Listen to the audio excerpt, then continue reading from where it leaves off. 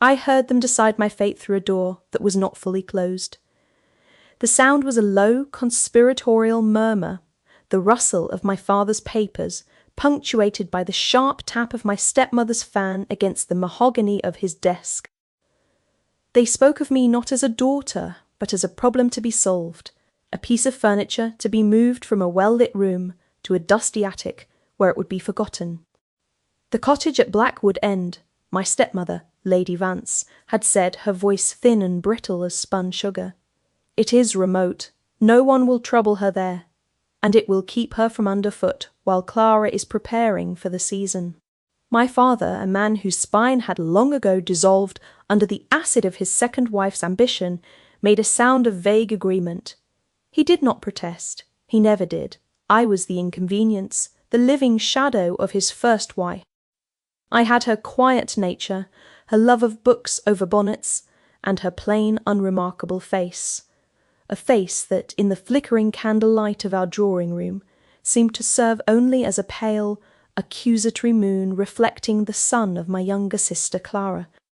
Clara was the family's great hope, a confection of golden curls and rose-petal skin, destined for a brilliant match. I was the second daughter, the one with no dowry to speak of, and a mind considered far too occupied for a young woman.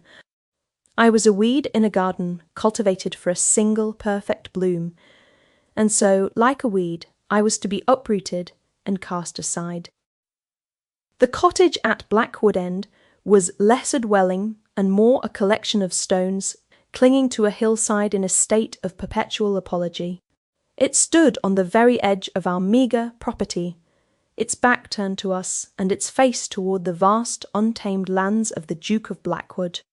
The wind was a constant, keening presence, slipping through the ill-fitting window frames and whispering of loneliness. The roof leaked in 3 separate places, creating a mournful percussion on the stone floor whenever it rained. My existence was reduced to a simple, stark calculus of survival, gathering wood, fetching water, and losing myself in the few warm books I had been allowed to bring with me. I did not weep. Tears felt like a luxury I could no longer afford. Instead, I cultivated a stillness, a quiet endurance that I hoped would serve as armour. The Duke of Blackwood was a name spoken in the county with a mixture of awe and fear. Alistair Beaumont. A man forged in grief, they said, having lost his young wife years ago in a tragedy that had shuttered the windows of his great house and the gates of his heart. He was a recluse, a severe and solitary figure who patrolled the borders of his immense estate like a sentinel guarding a tomb. He was a ghost in his own life, and his lands, stretching out from my crumbling doorstep, felt like a physical manifestation of his sorrow, wild, beautiful, and profoundly unapproachable. I saw him sometimes from a distance, a dark figure on a powerful black horse, moving along the ridge that separated his world from mine. He never looked my way.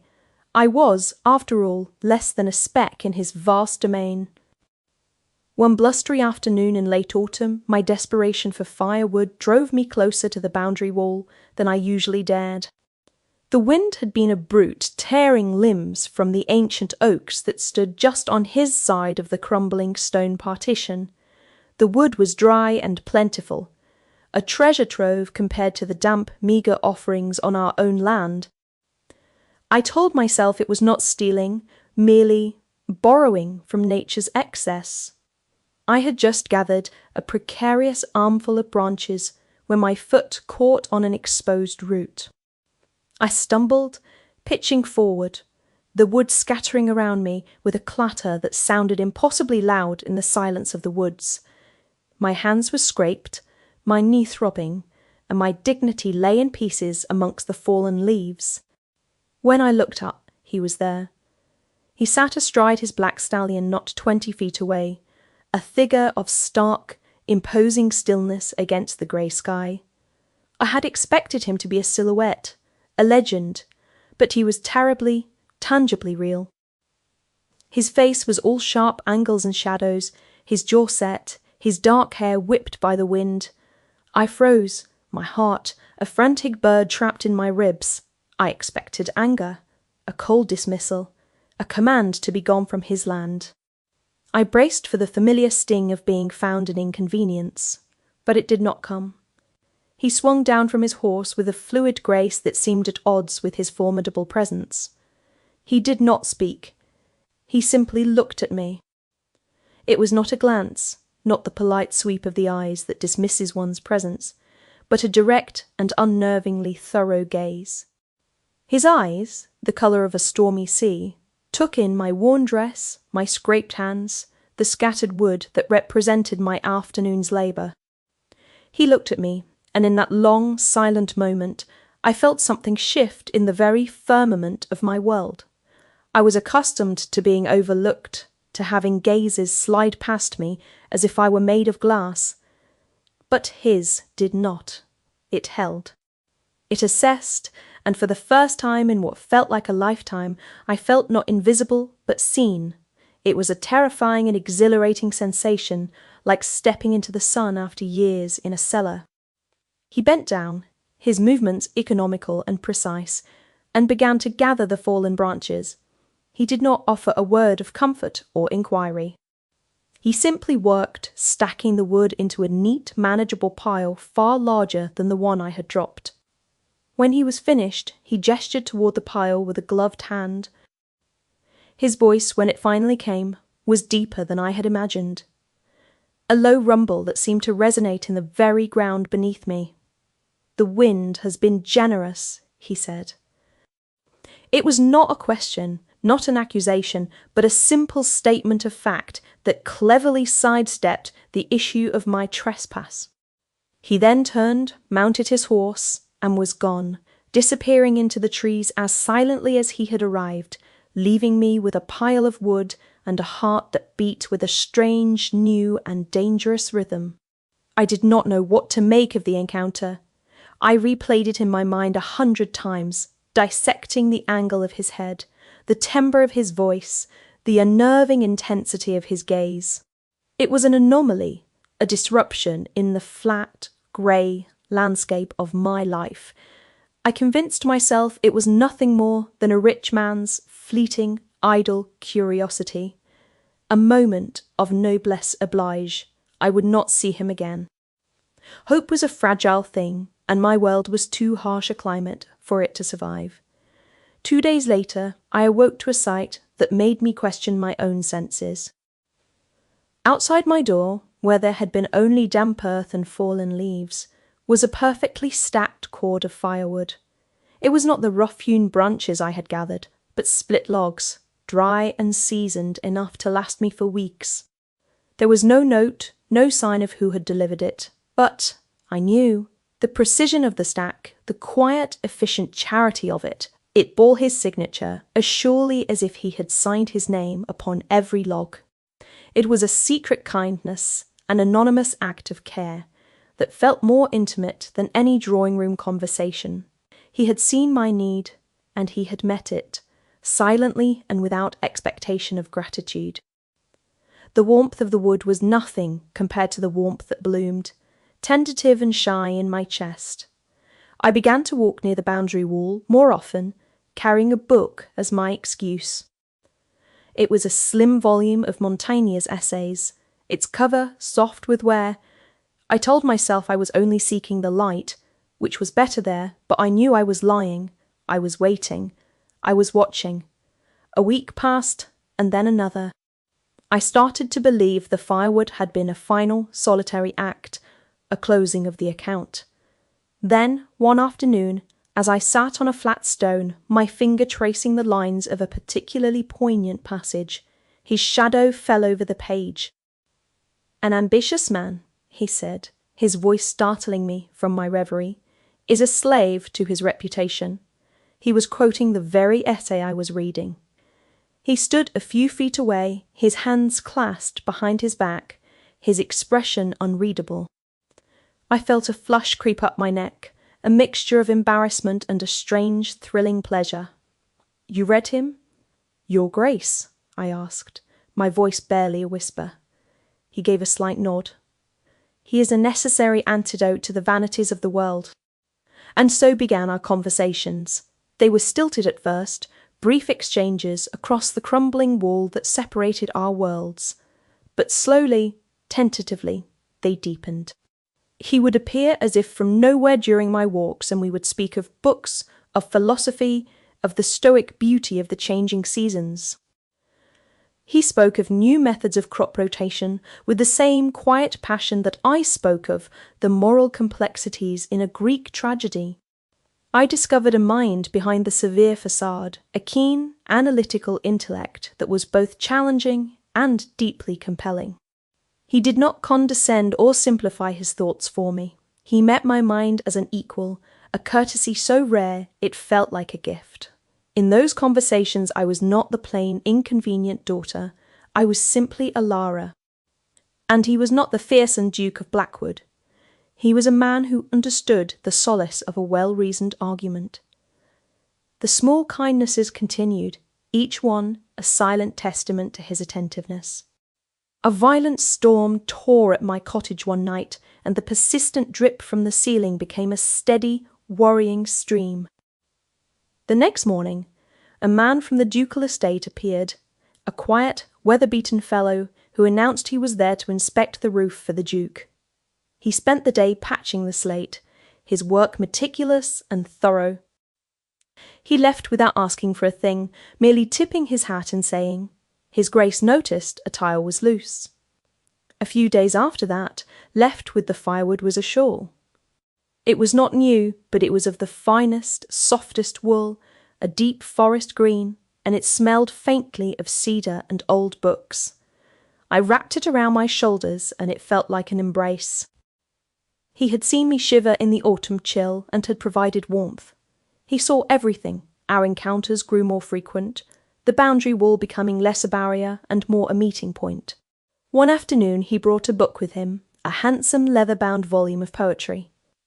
"I thought you might appreciate this," he said, holding it out to me. "It is a first edition." As I reached for it, my fingers brushed against his. The contact was fleeting, a whisper of skin against skin, but it sent a jolt through me that was as powerful and undeniable as a lightning strike. I snatched my hand back as if burned, my heart hammering against my ribs.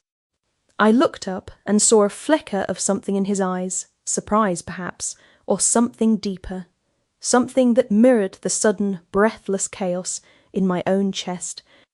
The air between us grew thick and charged, laden with all the things we could not say. The book felt impossibly heavy in my hands, a tangible symbol of the fragile, dangerous bridge we were building between us. We stood there in silence for a long moment, the world seeming to hold its breath around us. He was the first to break the spell. His gaze was intense, his expression serious. "My name," he said, his voice low and steady, "is Alistair." It was not a suggestion, it was a command, a dismantling of the formal architecture that separated a duke from a penniless spinster in a ruined cottage. To use his given name was a breach of every rule of propriety, a step across a line from which there could be no return. It was an invitation into a different kind of world, a world of his own making, where the rigid structures of society held no sway. It was the most intimate thing he had ever said to me. "Alistair," I whispered, testing the shape of the name on my tongue. It felt both foreign and strangely familiar. A key turning in a lock I had not known was there. A slow, faint smile touched his lips, a rare and startlingly beautiful sight that transformed his severe features. It was a moment of profound and seismic shift. We were no longer just a duke and a forgotten daughter. We were Alistair and Ilara, and I knew, with a terrifying certainty, that my carefully constructed armour of quiet endurance had been breached beyond repair. I was falling, and I did not know if there was any ground beneath me. The arrival of the letter shattered the fragile peace I had found. It was from my father, a rare and unwelcome intrusion from the world I had left behind. The seal was broken with trembling fingers, my heart sinking with a premonition of disaster. His script was a frantic, spidery scrawl, the words tumbling over one another in their haste. He wrote of financial ruin, of creditors circling like vultures, of a desperation so profound it stained the very paper. And then came the true purpose of his letter, the sentence that struck me with the force of a physical blow. He wrote of an old forgotten debt, a colossal sum owed to the late Duke of Blackwood, a debt now inherited by his son, Alistair. My father, in his cowardly, grasping way, had seen Alistair's interest in me, not as a matter of the heart, but as a point of leverage. "The Duke has been most attentive to you," he wrote. "Perhaps an arrangement could be made. A union between our families would surely see such an old debt forgiven. You must see the wisdom in encouraging his suit. Alara, it is your duty." The world tilted on its axis. Every memory of the past week soured, curdling in my mind. The firewood, the repaired roof, the warm shawl, the precious books, the shared conversations, the intimacy of his name, were they all just transactions? Was I not a person to be known, but an asset to be acquired? His kindness, which had felt like a miraculous spring in a desert, was suddenly revealed as the calculated irrigation of a field he intended to harvest. The disruptive gaze I had treasured as a moment of genuine connection was, perhaps, nothing more than the cool assessment of a shrewd investor weighing the value of his collateral. The pain was a sharp, cold thing, a shard of ice in my heart. He had not seen me. He had appraised me. I found him by the stream, the late afternoon sun casting long slanted ribbons of light through the trees. He turned as I approached, a welcoming smile beginning to form on his lips, but it faltered and died when he saw my face. I held the letter out to him, my hand shaking so violently the paper rattled. I could not speak past the knot of betrayal in my throat. He took it, his brow furrowed in confusion. He read it quickly, his expression hardening, his jaw tightening until a muscle jumped. When he looked up, his eyes were dark with a storm of emotions I could not decipher. Was this all it was? I finally managed to ask, my voice a ragged whisper. "Was I simply another line in your ledger, Your Grace?" An interesting acquisition to settle an old account. The formal address was a weapon, a deliberate rebuilding of the wall he had asked me to tear down. I saw him flinch as if I had struck him. "Alara," he began, taking a step toward me, but I held up a hand to stop him. "Do not," I choked out. "Do not speak to me of philosophy or poetry. Just tell me the truth. Is it true, this debt?"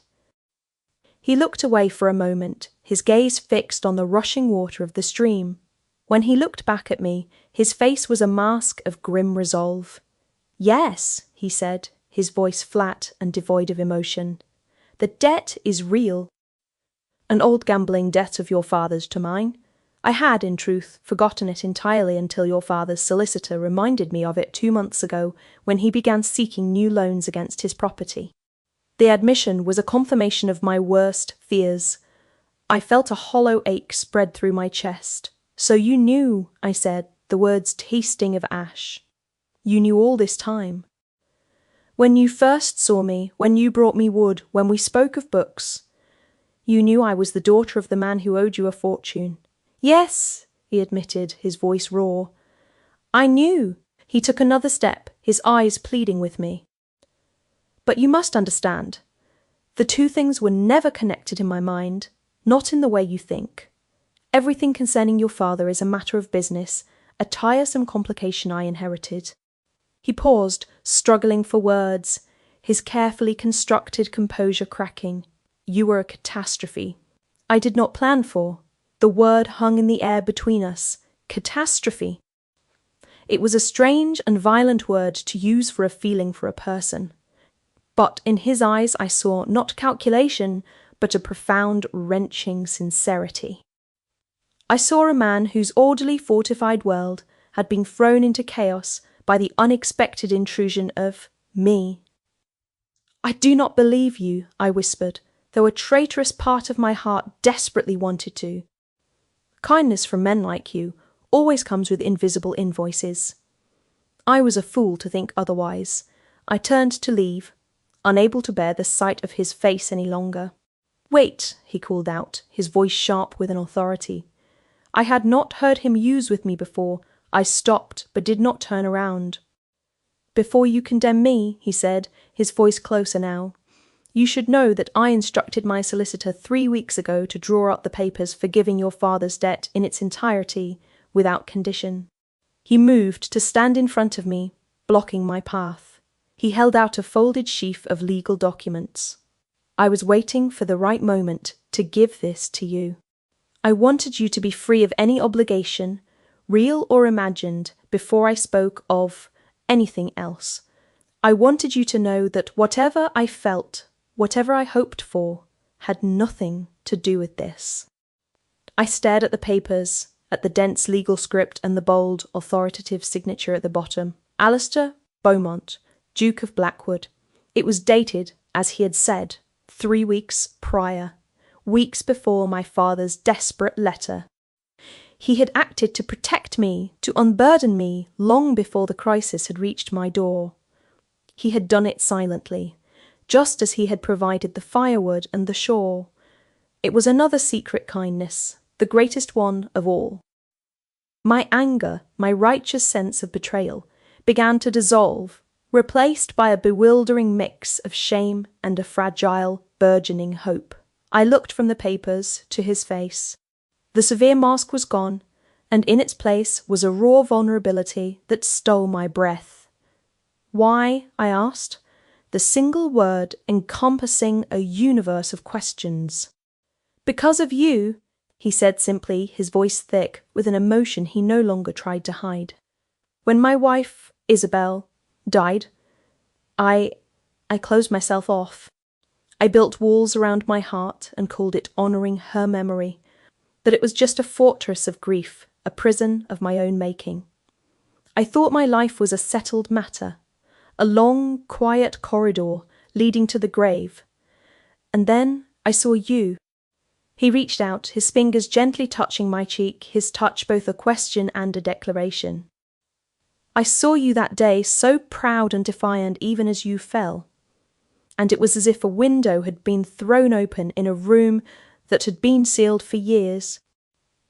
You, with your quiet strength and your brilliant mind and your refusal to be broken by the world, you did not simply walk past my walls, Ilara. You made them irrelevant." He let out a long, shuddering breath. "I thought my heart a ruin," he confessed, his thumb tracing the line of my jaw, "a place where nothing would ever grow again. You have taught me that new life can take root in the most desolate of places. That is why I forgave the debt.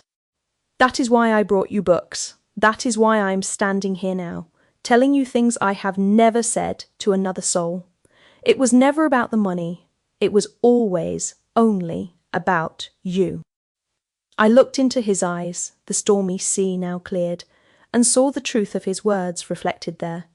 I saw the lonely man, the grieving husband, and the Duke who had unexpectedly found his Duchess in a ruined cottage. I saw his heart offered to me with a terrifying and beautiful honesty, and in that moment I knew that my own heart, which I had guarded so fiercely, was already his. "I believe you," I said, the words a quiet surrender and a triumphant victory. All at once a slow, deep and shaking relief washed over his features. He leaned in, his forehead resting against mine, and we stood there for a long time by the stream, 2 solitary souls who had, against all odds, found their way home to each other. Our newfound understanding was a fragile, private world, a secret garden cultivated in the wilderness between our 2 properties.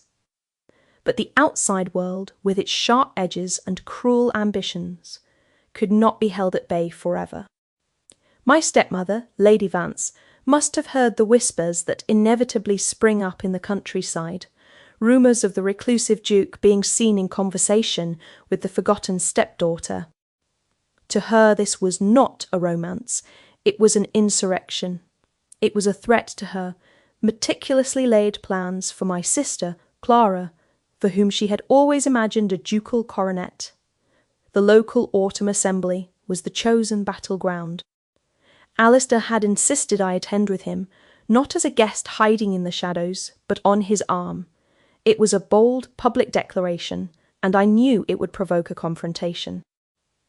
I wore a simple gown of deep blue, the colour of a twilight sky, and the green woolen shawl he had given me was draped around my shoulders. Entering the brightly lit ballroom, I felt the immediate cessation of chatter, the collective turning of heads. I was no longer invisible. I was a curiosity, a scandal, a question on everyone's lips. I kept my head high, my hand resting on Alistair's arm. His solid presence my anchor in a sea of staring eyes and whispered judgments. We had been there less than an hour when I saw her. Lady Vance, her face a mask of polite fury, her eyes glittering with malice, bearing down on us like a ship of the line preparing to fire a broadside. My father trailed in her wake, his expression one of pained apology and utter helplessness. "Your Grace," my stepmother began, her voice carrying across the suddenly silent room, dripping with false concern. "I must beg a private word. It seems my stepdaughter, in her naivete, has imposed upon your good nature." She looked at me then, her gaze cold and sharp as a shard of glass. "Alara, you will come home at once. This ridiculous charade is over." Alistair's hand tightened ever so slightly on my arm. "Lady Vance," he said, his voice calm and dangerously quiet, "Miss Vance is here as my guest. She is not imposing on anyone." My stepmother gave a short, sharp laugh. "Oh, I am sure she has been most accommodating. We are all aware of my husband's unfortunate financial embarrassments. It is truly remarkable how a daughter of no particular beauty or charm can suddenly capture the attention of a duke when a great debt hangs in the balance." The accusation was vile, and it was public. She was painting me as a manipulative seductress, a fortune hunter who had trapped a grieving, vulnerable man to save her family from ruin. A wave of murmurs rippled through the crowd. I could feel their eyes on me, judging, condemning. But before the shame could take root, Alistair stepped slightly in front of me, shielding me from the worst of their glares. He exuded an aura of absolute command, his ducal authority settling over the room like a physical weight, silencing the whispers. "You are mistaken, madam," he said, his voice ringing with cold, clear precision. "It is true that Sir Thomas owed a significant debt to my father's estate. However," he paused, letting the word hang in the air, drawing every eye. "That debt was forgiven, unconditionally and in its entirety, several weeks ago." From his coat pocket he produced a familiar sheaf of papers. He did not read from it, but simply held it up. "The legal documents are, of course, a matter of public record, should anyone care to verify. My interest in Miss Vance is, and has always been, entirely personal.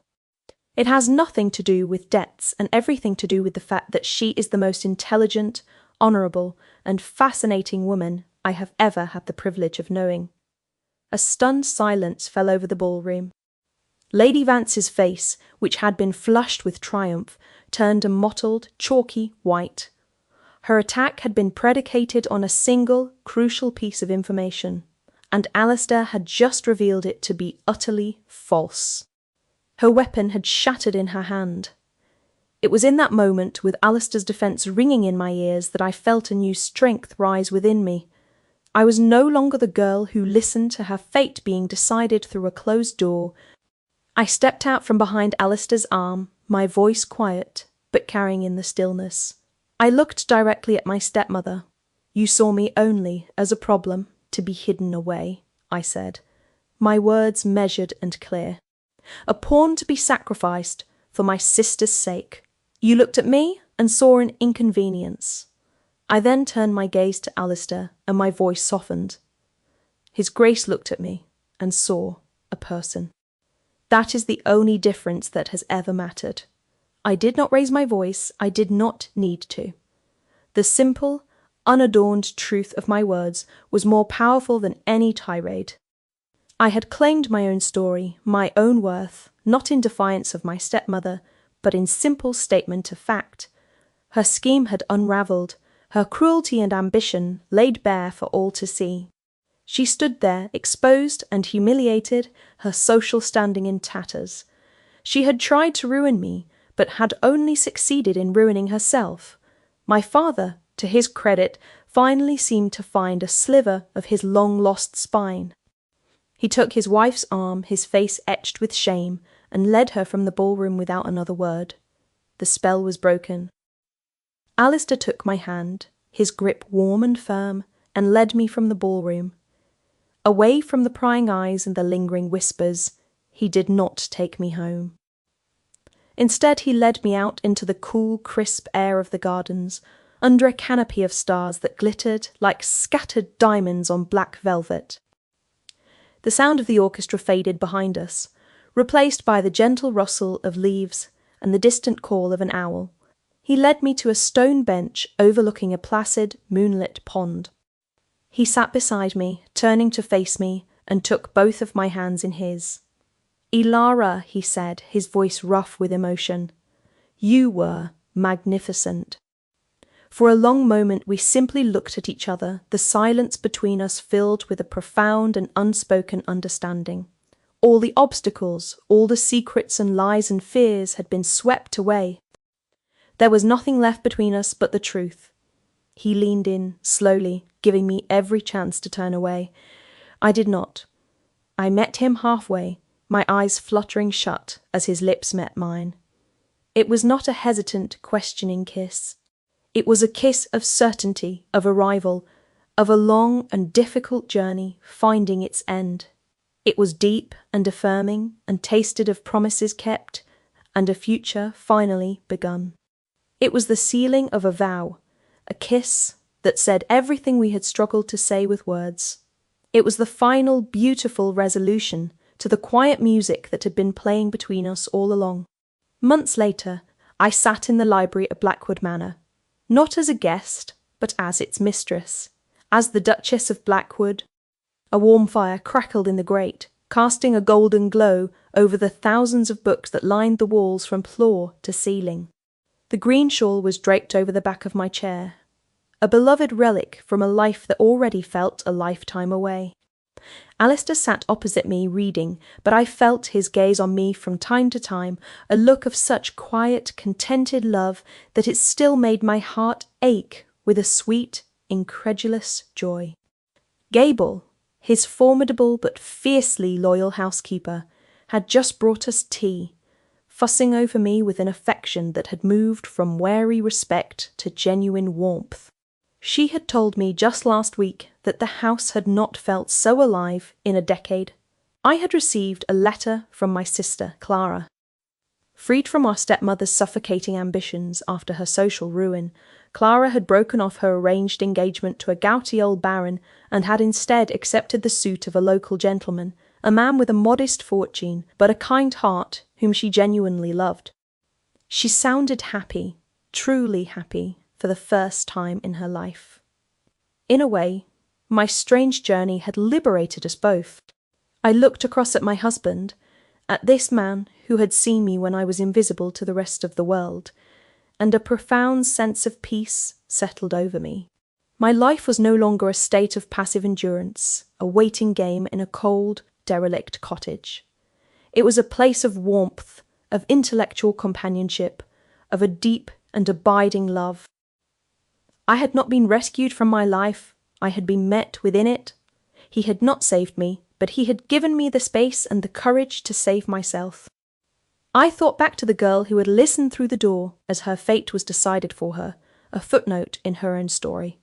She seemed a ghost from a distant past. I was no longer a shadow. I was here, in the light, cherished and known. I had found my home not in the grandeur of the manor, but in the steadfast heart of the man who saw me, truly saw me, and loved what he found.